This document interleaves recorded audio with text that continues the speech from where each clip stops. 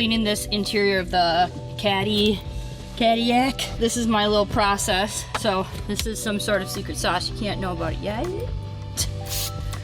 But I kind of do it sections at a time. Don't want to spray it all over because sometimes it'll dry. It's just wasting product. But what I'll do is I get a gallon bucket of water, a little bit of Dawn dish soap, and these magic erasers.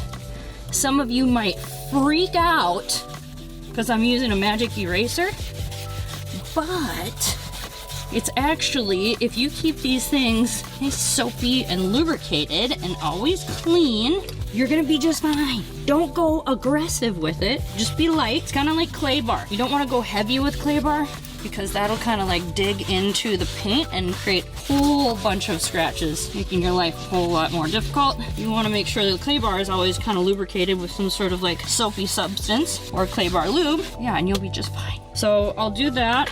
I usually take either this brush to get into the little cracks.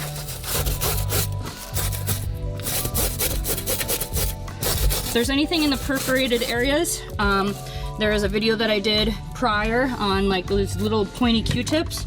I will use those for that. And I will wipe this. And then I'll dry with my air hose.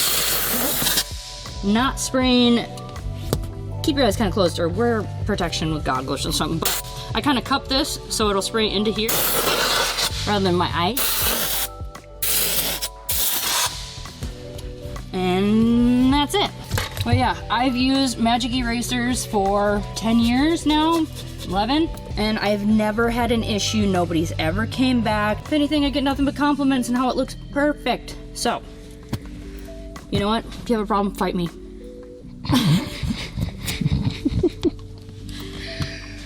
Okay, and that's it.